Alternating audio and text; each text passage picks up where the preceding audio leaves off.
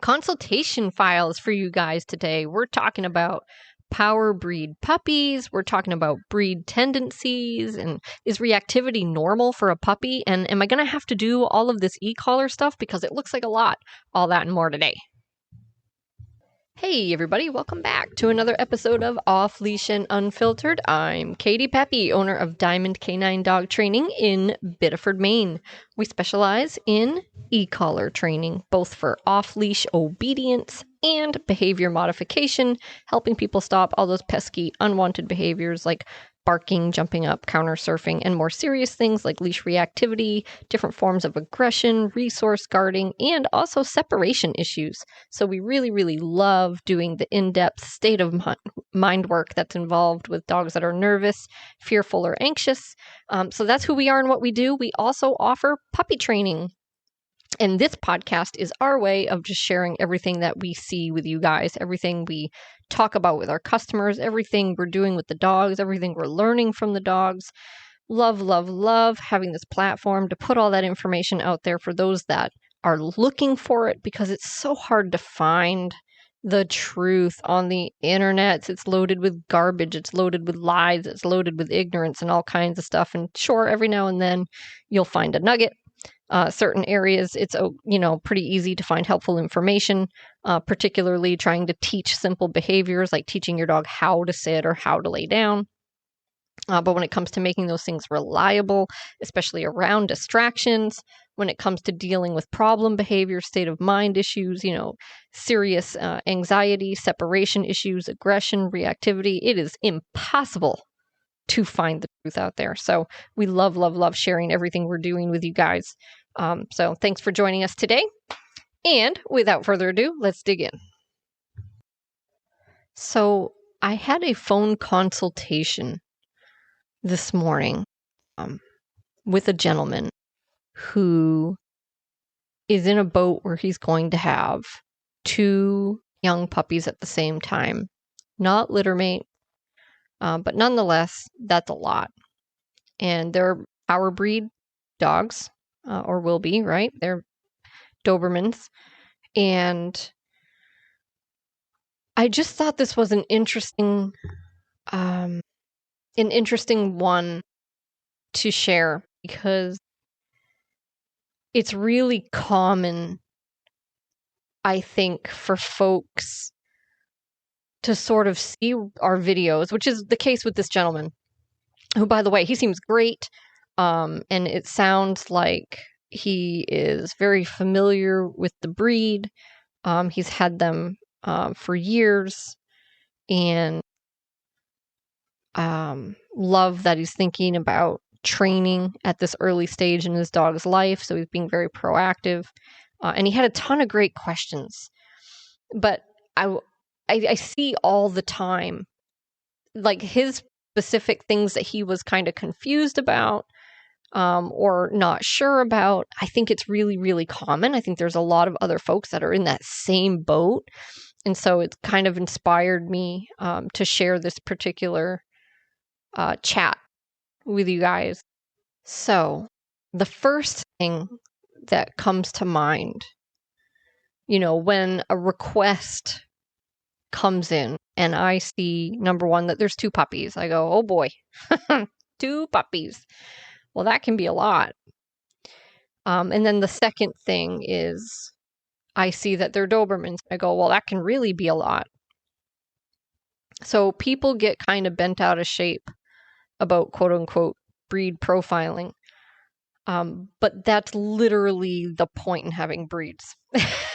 Okay, that is the whole reason that we have individual breeds, is so that we can profile them, right? We have an idea what their tendencies will be because we have bred these individual dogs toward a specific goal, and they have tendencies toward particular behaviors. And there are both good and bad, like wanted and unwanted, right? So a lot of breeds have tendencies toward not just the things that we bred them for, but along with that has become attached to things that maybe are not as attractive, or maybe they're just not as attractive nowadays as they would have been back then when we first started developing the breed. So an example of this is Goldens have a tendency to be more stimulated, anxious, rigid, defensive.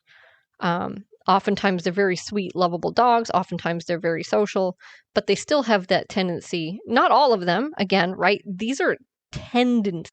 So they're not all encompassing. It's not going to be every dog.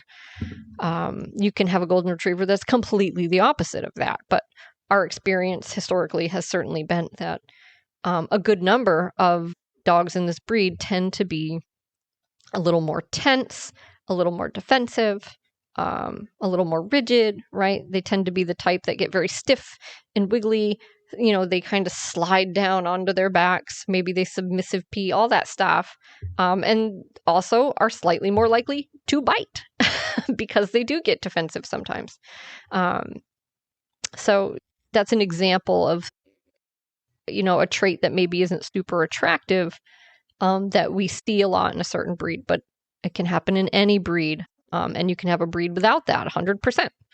I mean, you can have a dog in the golden retriever breed without that 100%. So obviously the most common example of this is pit bulls. People get, again, really bent out of shape, all up in arms when people talk about how pit bulls were bred to kill other dogs, but that is just a fact. That's not something to fight over. It's not something to hate your neighbor over. It is what it is what it is. It is true, and nobody can change that. Now, are all pit bulls dog killers? No.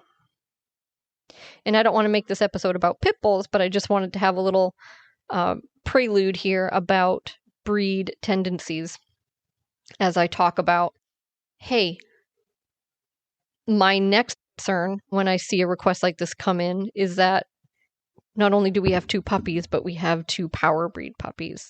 And what we often see is that people will have a dog or dogs, and those dogs are really easy and really great. They're calm, they're soft, they listen, and they just kind of expect their next dog to be this way, right? And maybe they know on some level that it might not be, but it's kind of like, oh, hope for the best, it probably will be. And then they get it, and it's not. So just because you had one dog that was really easy doesn't mean if you get another dog that looks the same or has the same breed, that they're going to be the same. They might be completely the opposite. And so that's the second thing I'm thinking about is, you know, whenever someone, and this is true for any dog, but especially when someone comes to me with a dog that we know is going to grow up to be strong and powerful, it's a large breed, and we know the breed tendencies tend to be that of like guarding and being very protective, being territorial. Like my mind, I'm all over that. Like we need to pay extra attention to making sure your dog is in a good state of mind, that they understand your relationship dynamic, who's the leader, who's the follower, who's calling the shots, that they know you'll enforce boundaries, that your dog will take you seriously and come back when you call them. Like all of these things are just so, so important. And again, they're important for everybody, but like there's so much added gravity when we know what kind of dog we have, right? Potentially a big, strong, powerful dog who may have guarding tendencies, right? So extra, extra important for this guy. So we get on the phone, and this is the mindset that I'm in as we start our conversation. And so he's filling me in a little bit about his puppy, and his puppy sounds wonderful from everything that he said, and you know, is calm, and that's amazing. Like we love that quality because you know a lot of puppies are not calm. But she is already exhibiting some of those protective behaviors, and she's only 4 months old, and that's pretty young to already be exhibiting those behaviors. So we certainly expect to start seeing that stuff with a lot of dogs, especially a guardian breed, you know, but not until they start to move into adolescence. And so if you're seeing the stuff at 3 and 4 months, that's a little bit more eye-opening. It's a little bit more, I don't want to say red flag, although it can be, But it's definitely like, okay, I'm going to be all over that. We're going to pay attention to that. We're going to start working on this now because I'm not going to, because like I said, usually these are things that pop up as your dog enters into the maturation process right at adolescence, and we start seeing things we hadn't seen before. It's like I met a corgi one time that was 12 weeks old and was a very serious resource guarder. And my own dog that I've talked about before that got me into dog training was like that. And that is a huge red flag for me when I see dogs that young that are displaying real aggressive behaviors especially toward humans. Dogs too, but especially toward humans. It goes, okay, we've got something here we need to actually orient ourselves toward, focusing on this, and making sure that we're cultivating safe, reliable behavior for this dog, because this is clearly a genetically, it's a genetic, instinctual, just coded in their DNA behavior. This isn't something they learned. It isn't something that kind of developed over time. This is like, you come near my food, I put holes in you. You walk by my owner, I try to attack you. Right. So, and I don't know what the degree of intensity is with this dog's behavior because I haven't seen it. It might be nothing. But my guess is it's probably more than nothing. Again, just given the breed and everything that I already was thinking about in terms of this particular situation. So anyway, we're on the phone and we're talking about this. He's filling me in on his puppy, and then the other puppy, which he's about to get. And I start to unpack a little bit about our training programs and what the options are. And when I start talking about the programs, I think a lot of people don't necessarily realize how involved it is. It's not as simple as we're just going to teach your dog a few commands. That's not our training program at all. And I think it's really common to have that idea in your mind that like your dog's going to go, they're going to learn some stuff, and then they're just going to come back and they're going to know this stuff. And that's not really what we do at all. And the reason that's not what we do at all is because that won't work. So I want to be really, really clear that everybody's free to do whatever they want with their own dog, right? So we take dogs and our goal is to train them to a very high level of reliability. And people can take that and run with it and do whatever they want with it after the program or not, right? And some of them don't. A lot of them don't. And some people let it fall apart completely, but I think that's fairly rare. There's no right or wrong, right? As long as you're keeping your dog safe and you're keeping other people safe, there's no right or wrong level of training. You're not a bad dog owner if you decide not to do an advanced e-collar program. I think you're silly, but you're not a bad dog owner. It is your right to take your dog to whatever level of training you want, whatever works for you and your family and your lifestyle, right? However, if you don't do a program like that and you're outside in the real world without a fence, taking your dog off leash, allowing them to approach other people, then that's no good. That is wrong. That is bad. That isn't safe. It's not safe for your dog. It's not safe for others. So, all that being said, see, I can get off on these tangents, guys. I need someone to keep me on the rails. I have to start doing these podcasts with Joy so that she can keep me focused. Oh. But so I'm unpacking the programs, and we have the puppy program, which is a fantastic foundational program, but it's an on-leash program. He wants to be able to trust his dogs off leash. He wants to have more control and safety and all those wonderful things. And I love the way he thinks, all for that. You're not going to get that with a puppy program. It's a great start. I encourage people to do it, but you're definitely going to want to add an e-collar program still if you want that off-leash piece. So that is the other program we were discussing. And so I'm talking about the tools that are involved in that, which of course is the e-collar and various other accessories that we use. And also the prong collar. And the prong collar would be included in a puppy program as well. So we introduce almost every dog to a prong collar, even if they're a puppy. And so he was very unfamiliar with most of the tools, and that's okay. I love educating people on these tools. So we were talking about it. But I found, as we're talking about this stuff, and he had watched some of my videos too, which is great. A lot of times when people have contacted me for a consultation, they've already seen a lot of our videos, and I love that. It's very helpful because they have a better idea who we are and what we do and what the training would look like with their dog. But I was actually honestly kind of impressed at the fact that he recognized that this was pretty involved. And I think he felt a little bit potentially overwhelmed or nervous about it because it just looked like a lot or sounds like a lot.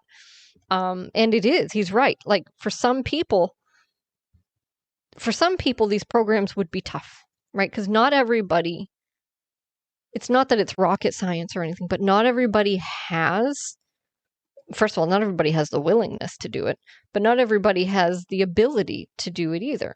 So we've had customers with Alzheimer's who struggled, or just customers that were older and kind of had a hard time remembering. But I think mostly when that happens, to be honest, people are just nervous.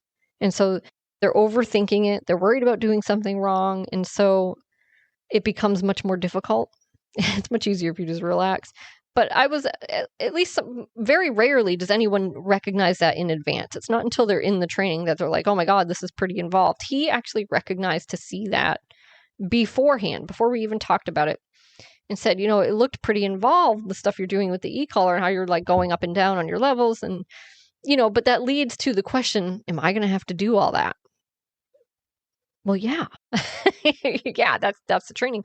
So that's kind of the piece I wanted to talk about today, because I think a lot of people, like I said, they think they'll send their dog off to learn some things, and then the dog will just go back and they'll know the things and they'll do the things. And that does not work.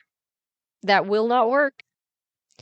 So if you have a super, super soft, super, super easy dog, maybe you can send them away to be trained and they'll just come back and do it.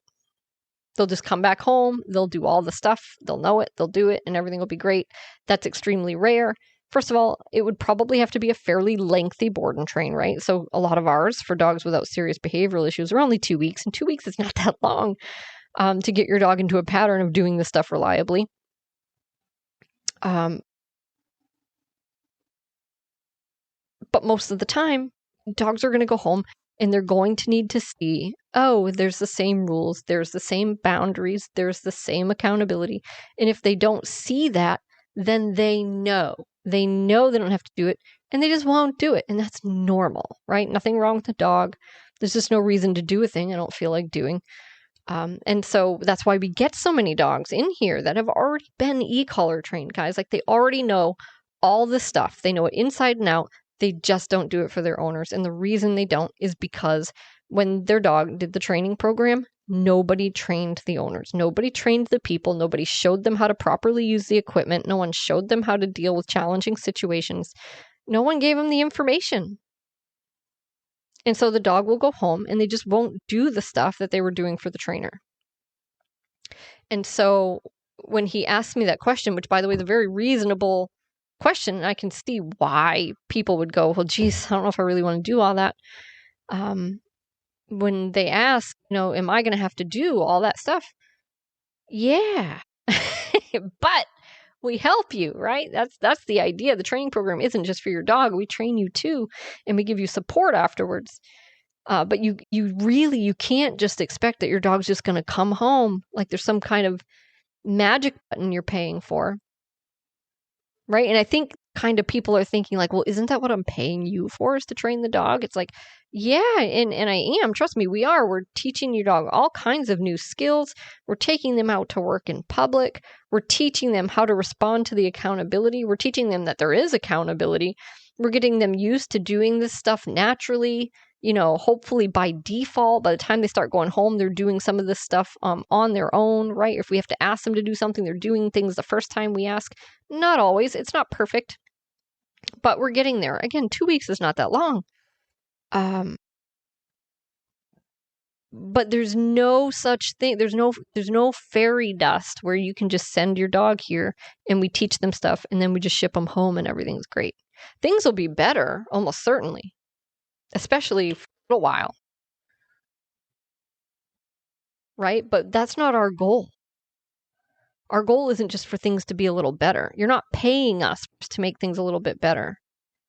When we take your dog, we teach your dog exactly what we want them to do, how to do it around distractions, how to do it in different environments, and what it means when you feel this e-collar. What I want you to do in all these various contexts when you feel this e-collar. And then the last thing we need to teach your dog is that you're going to do the same thing. And that they should, all the stuff they've been giving us, all the stuff they've learned with us, all the stuff we've been doing, they should do the same exact thing with you. And that's what Go Home Day is. Right? So it sounds and looks really involved. And again, it is pretty involved. There's a lot to it. I'm glad there's a lot to it. I wouldn't want a job that's like working at the shoe factory. You know, every dog is different. Some of them are harder than others. Every lesson, every time I take the dog out of their kennel, it looks different. Every owner I work with is different. And it's a skill set, and there's problem solving involved, and there's nuance involved.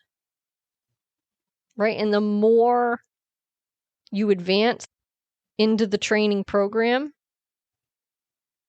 the more divergence there is from any cookie cutter training, right? It becomes more and more individual to the dog as you move through the program. How do they respond to this? How do they respond to that? How do we get them to do this? It is involved, right? But I think too, when people think about having to use the prong collar, having to use the e-collar, there's this mindset that it just feels like too much and like unnecessary, I guess. I'm not sure what the right word is, but it just seems like, you know, people just want their dogs to listen, I guess, ultimately, right? Of course they do. It's what we all want. And that is, by the way, our goal, right? But the way you get that is not by abandoning every method of accountability, every accountability resource that exists. That will not get you a dog that listens. So the reason we use the tools that we use is because they are extremely versatile tools that give the owner handler maximum control and maximum communication.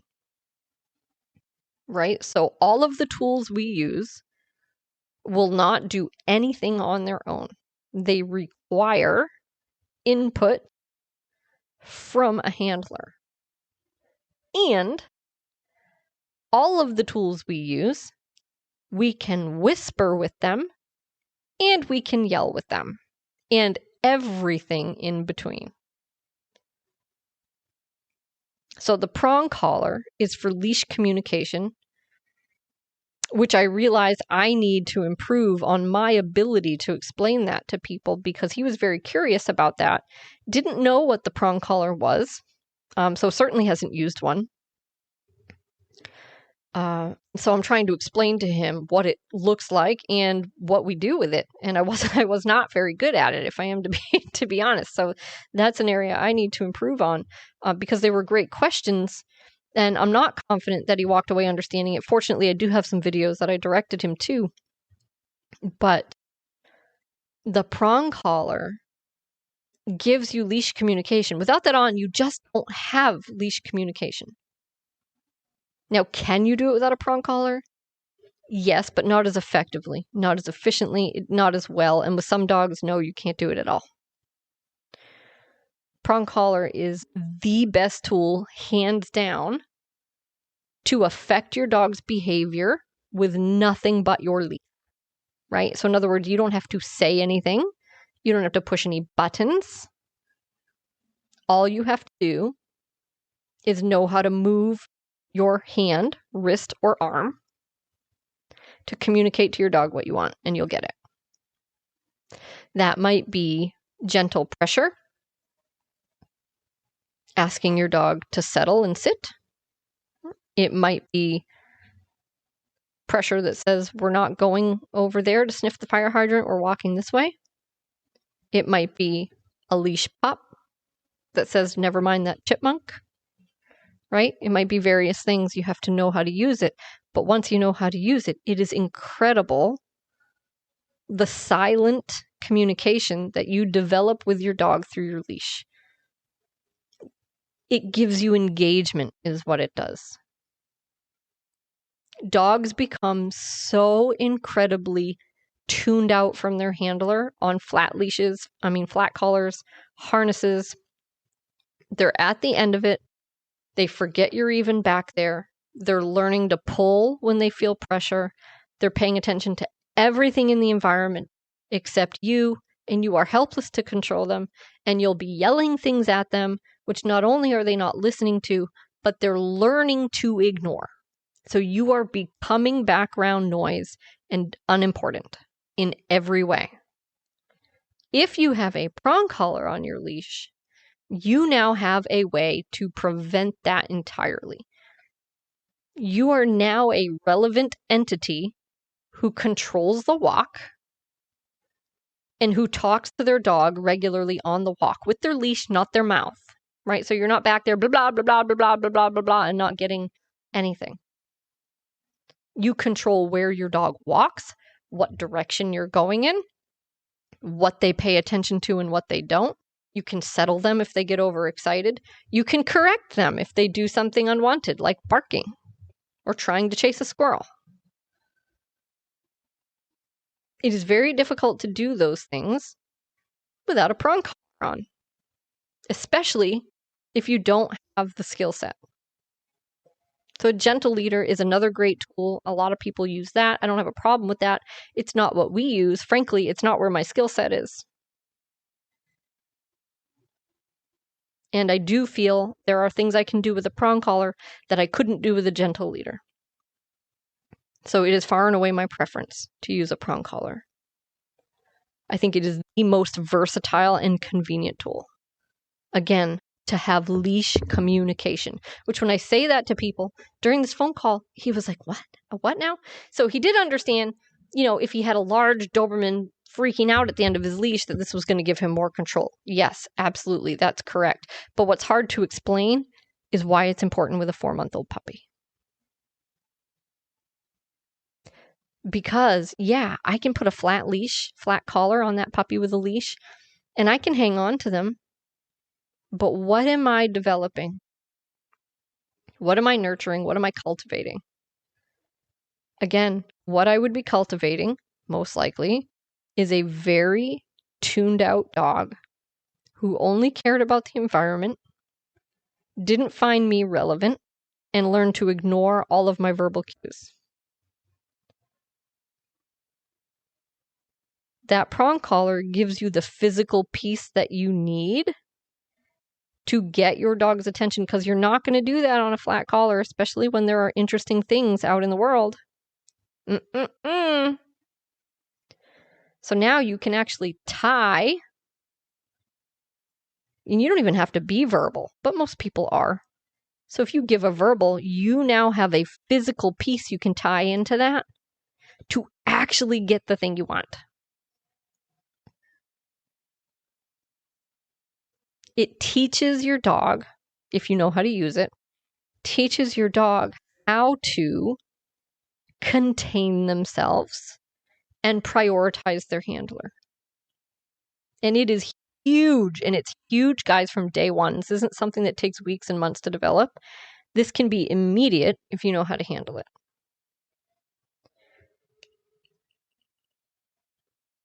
E-collar actually takes a little more skill because there's no real directional information with an e-collar, right? So when we're using a prong collar on a leash, we can actually move in a directional way that tells the dog where to go.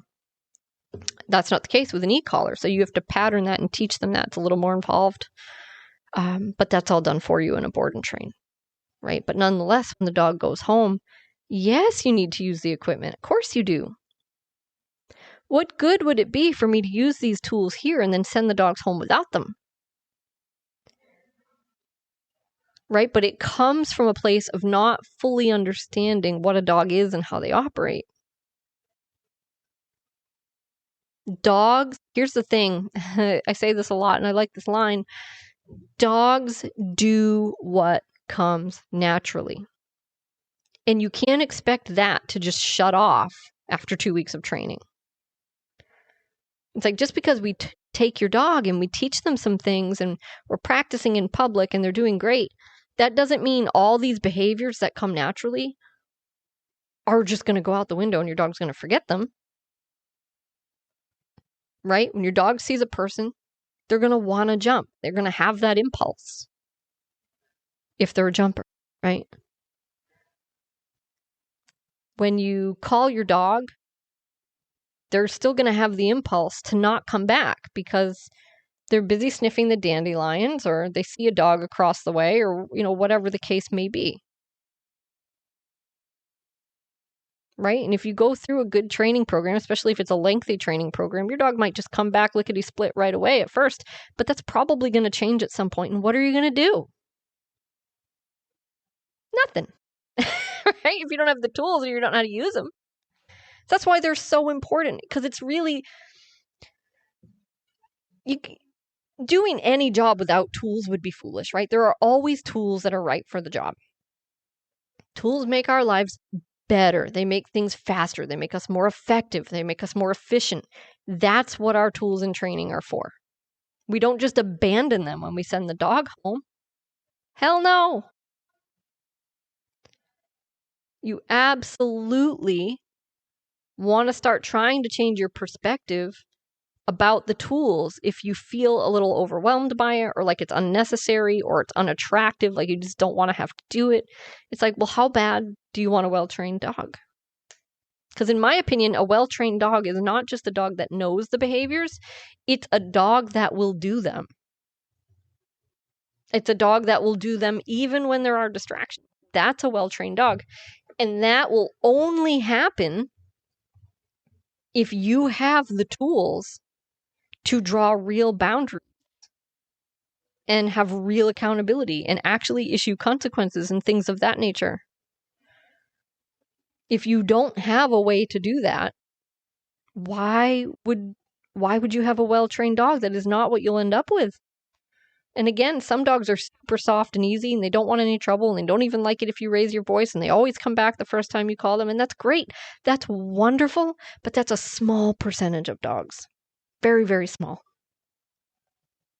And I would argue that even if that's your dog, you're playing with fire because at some point, something's going to come along and your dog's going to second guess that decision, right? They're going to say, oh, that's different, right? Something else is going to take priority over you, even though it never has before, because that's just how behavior works. And what are you going to do? Again, nothing, because there's nothing you can do because you don't have the tools. Right? So the way that you use them, again, it's like, if you're happy, we're happy. If it's not important to you that your dog listens to everything the first time you say it, you can have that. But most people, I think, would like that, right? But they're not necessarily a fan of having to do the work it takes to get that. Now, we had a dog that just went home from board and train a couple weeks ago. Must have been about 3 weeks ago now. maybe 4. And very spacey, distractible dog.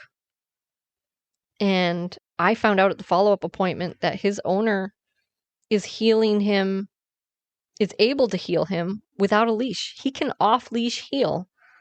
That's amazing. That's amazing. And then we have some people that go home and they don't even make their dog stay on place. And it's an easy dog.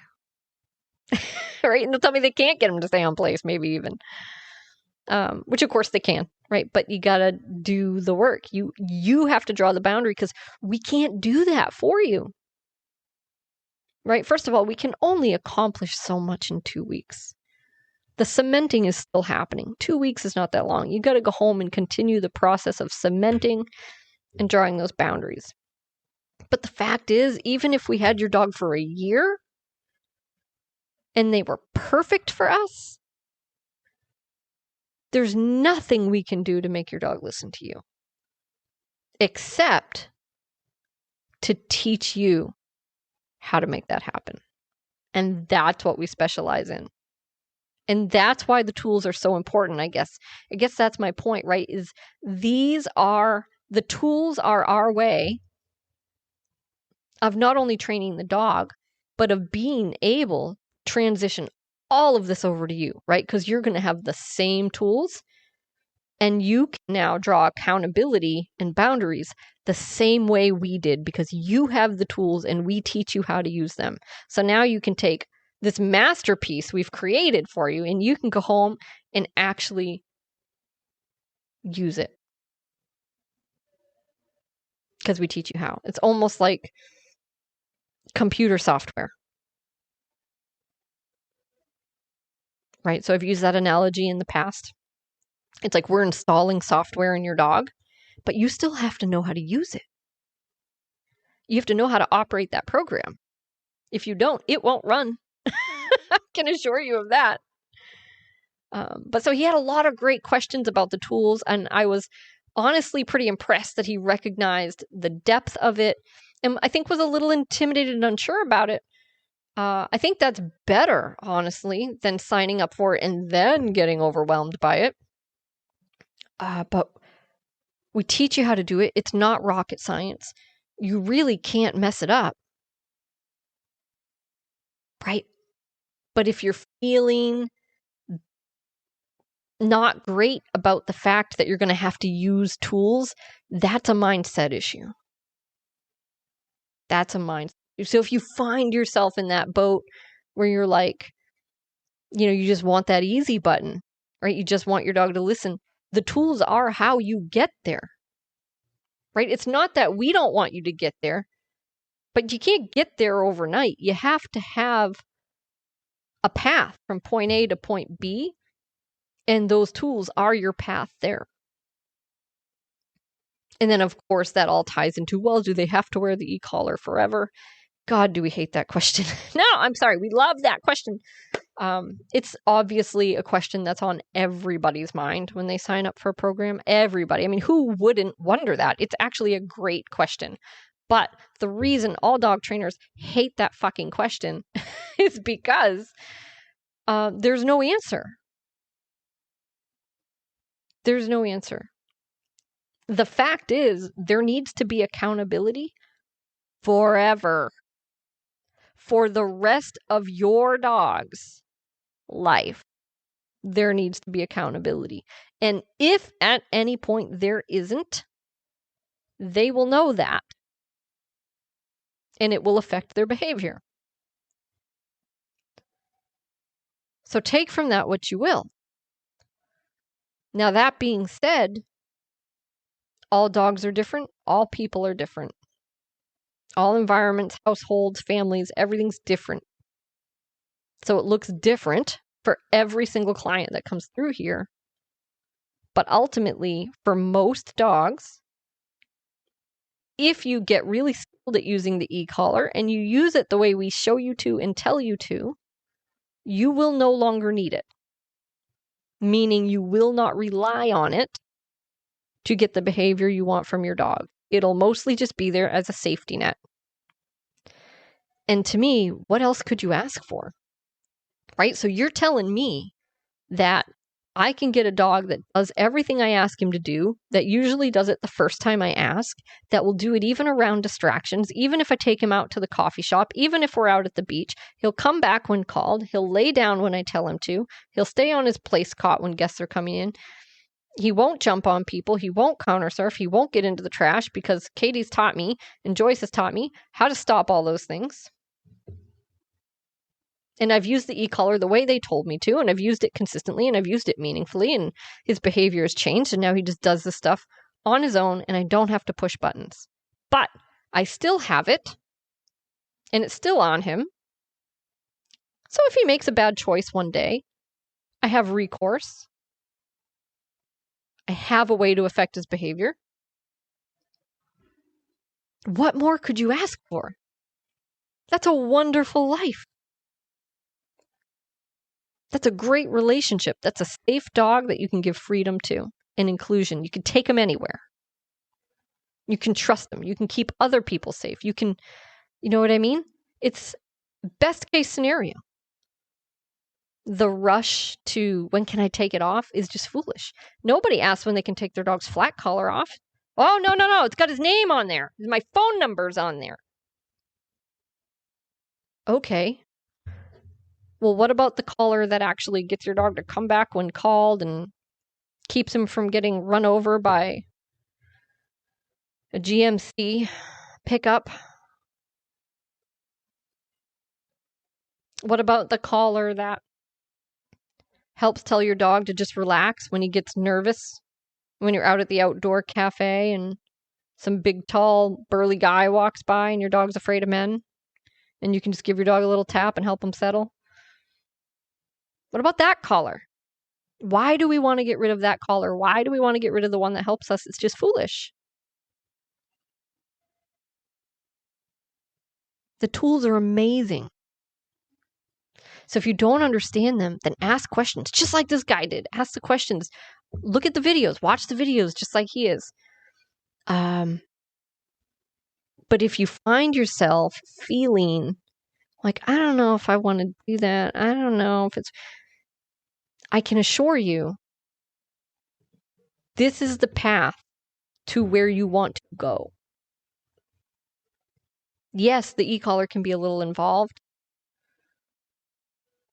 but our goal with it, for you at least, isn't for you to necessarily have to be doing that all the time, but you do have to learn it and you do have to use it while you're cementing everything that you want. You're never going to hear me say that there's no other way, but this far and away is the easiest, most practical, efficient, effective way, and has given our clients so much success. And our favorite piece, or at least mine, is teaching the humans how to do it. I love that transfer over to the humans. I love showing them what their dog is capable of, and I love empowering people to get this stuff from their dog that they never could before. And I love when they go home and run with it. It was Milo, by the way, whose owner has just been so amazing. Both of them. It's his owner and his owner's mom that were there for the follow-up. And they've really dug into this, and just Milo off-leash healing makes my day. Because our first video of us healing him out in public is on social media, and it was messy. He was so distractible. He was all over the place. He was all out of position. He was nervous of the shopping carts. He was just over-aroused, overstimulated, whining, couldn't pay attention. And it hasn't even been that long, and he's off-leash healing. And I'm sure it's not perfect, but they have definitely taken what we've shown them and built on it. And these are the things you can do if you embrace the process. And that's what we want everybody to do. So we're hoping that this episode will give you a new perspective on the tools and more optimism about them if you feel a little intimidated by it and aren't sure if it's the route you want to go. It really, really has just brought so much fulfillment to our customers with their dogs. Yeah, and again, tools don't do the work, the people have to, but man, am I grateful to have these modern day tools. They're amazing. They're amazing. We can give you the skills to get where you want to go with your dog using these tools. They will be your best friend. You will love it. So that's it for today, guys. Thank you for joining me. Please, please, please send me your interests, inquiries, comments, suggestions. Kati at diamondk9.com. That's Kati at diamond, CANINE.com. I would love, love, love to hear from you. Always looking for new topics to talk about, and happy to answer your questions.